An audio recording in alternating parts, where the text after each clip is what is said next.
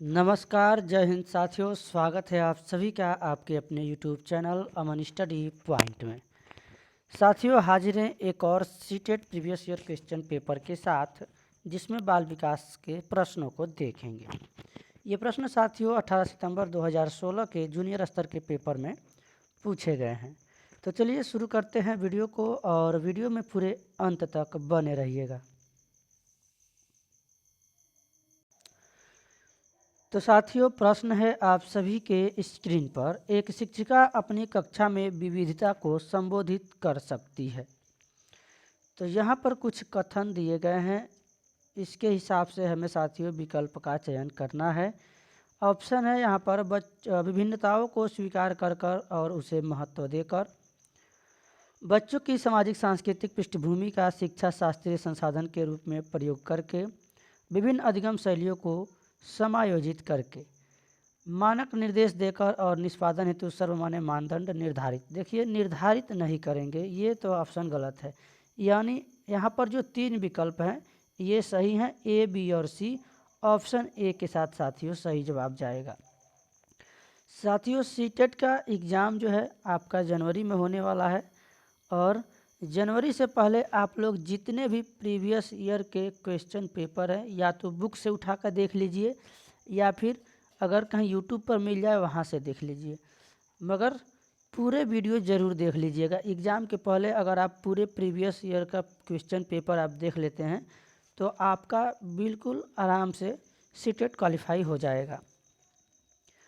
अगला प्रश्न है साथियों, कोई शिक्षिका अपनी कक्षा में फर्नीचर की तीखी धार वाले किनारों को रुई से ढका रखने को कहती है, और छुओ तथा अनुभव करो वाले सूचना पट्टों का उपयोग करने को कहती है।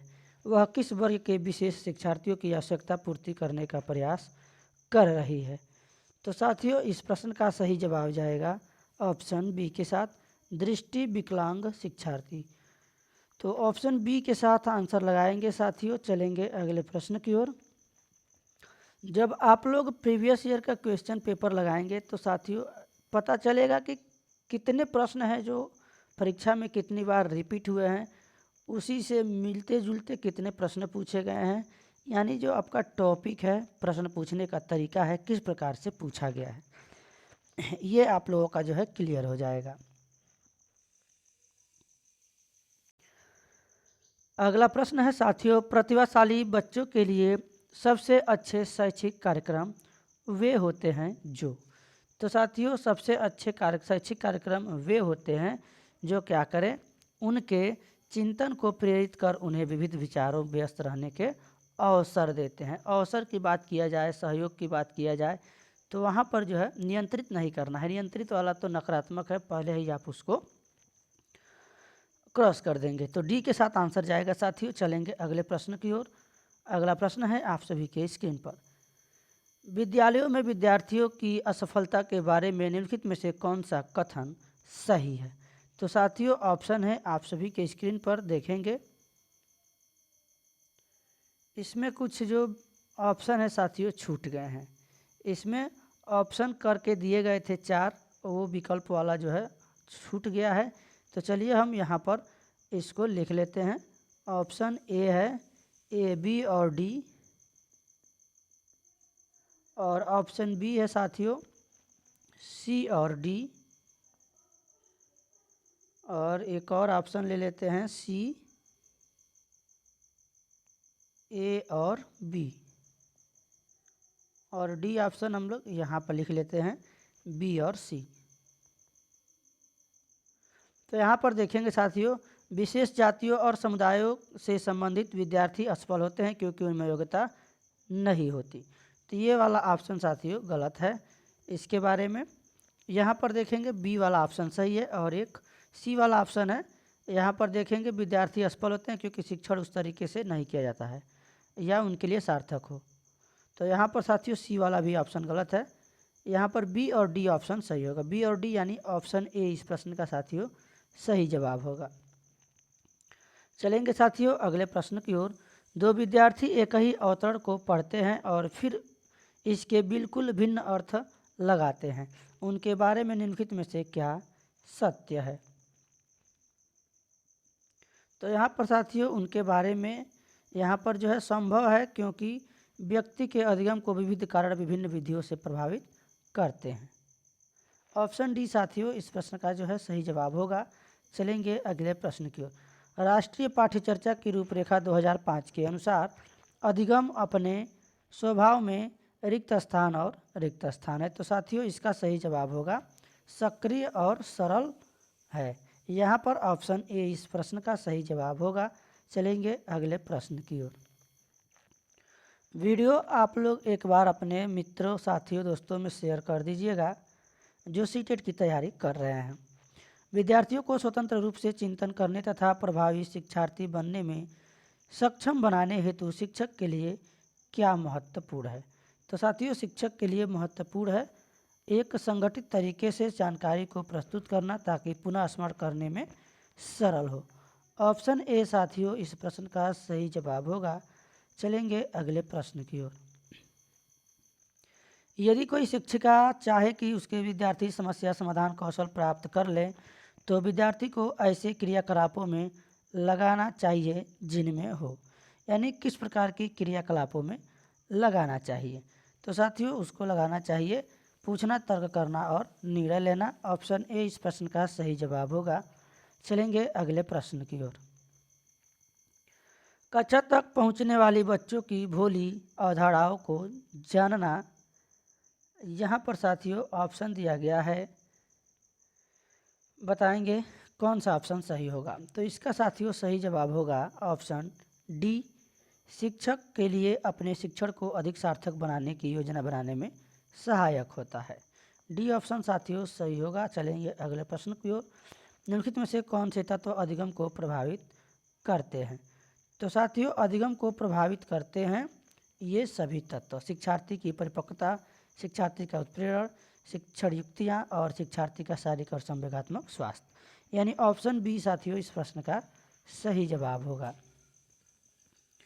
अगला प्रश्न है सार्थक अधिगम है।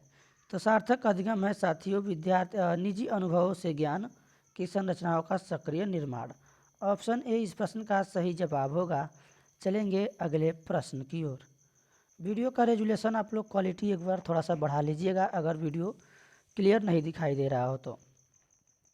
विद्यार्थियों के प्रभावशाली अधिगम के लिए निम्नलिखित में से कौन सा शिक्षक के प्रारंभिक कार्यों में से एक नहीं है।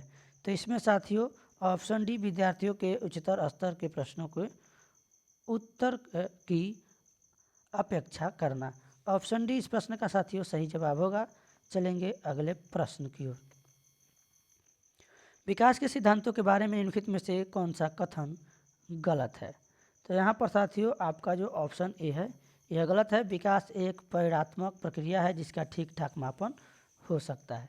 ए के साथ आंसर जाएगा। चलेंगे अगले प्रश्न की ओर। अगला प्रश्न है आप सभी के स्क्रीन पर। रिक्त स्थान तथा रिक्त स्थान की विशिष्ट अन्योन्य क्रिया का परिणाम विकास के विविध मार्गों और निष्कर्षों के रूप में हो सकता है। तो यह साथियों हो सकता है वंशानुक्रम तथा पर्यावरण की विशिष्ट अन्योन्य क्रिया का परिणाम। ऑप्शन सी यहाँ पर सही होगा। जहाँ पर साथियों ऑप्शन में वंशानुक्रम और वातावरण या पर्यावरण दिया गया हो तो ऐसे वाले ऑप्शन आपके ज़्यादातर सही होने के चांस होते हैं। विद्यालय और समाजीकरण के बारे में निम्नलिखित में से क्या सत्य है। तो यहाँ पर साथियों इस प्रश्न का सही जवाब होगा ऑप्शन बी, विद्यालय समाजीकरण का एक महत्वपूर्ण कारक है। चलेंगे अगले प्रश्न की ओर। जीन पियाजे के संज्ञानात्मक विकास के सिद्धांत के बारे में निम्नलिखित कथनों में से सही कथन कौन सा है। तो साथियों ऑप्शन है आप सभी के स्क्रीन पर और इसका सही जवाब होगा ऑप्शन डी। डी के साथ आंसर लगाएंगे। चलेंगे अगले प्रश्न की ओर। जीन पियाजे के द्वारा प्रस्तुत संरक्षण के प्रत्यय से तात्पर्य है कि। तो साथियों इसका सही जवाब होगा ऑप्शन सी, कुछ भौतिक गुणधर्म वही रहते हैं चाहे बाहरी आकृतियाँ बदल जाएं। अगला प्रश्न है हार्वर्ड गार्डनर के बहुबुद्धि सिद्धांत के अनुसार निम्नलिखित का मिलान कीजिए। तो साथियों यहाँ पर प्रश्न का ऑप्शन है आप सभी के स्क्रीन पर और इसका जो सही मिलान होगा साथियों जो संगीतकात्मक है इसका होगा वायलिन वादक, और यहाँ पर जो भाषिक है साथियों भाषिक का होगा कवि, और जो अंतर्व्यक्तिक है साथियों अंतर्व्यक्तिक का होगा मूर्तिकार। ये होगा मूर्तिकार। और एक बच रहा है साथियों स्थानिक, इसका हो जाएगा खिलाड़ी। तो देखेंगे साथियों यहाँ पर ए का जाएगा फोर्थ के साथ, ए के साथ फोर्थ है, डी में भी है, ए में भी है। चलिए बी का देखते हैं, बी के साथ सेकंड के साथ, तो इसमें भी बी का सेकंड में है और इसमें भी बी का सेकंड में है। एक और देख लेते हैं अंतर्वैयक्तिक, सी का है 5 के साथ, तो यहाँ पर सी का 5 के साथ नहीं है, यानी सी का 5 के साथ ए में दिया गया है। ए वाला ऑप्शन साथियों सही जवाब होगा। चलेंगे अगले प्रश्न की ओर।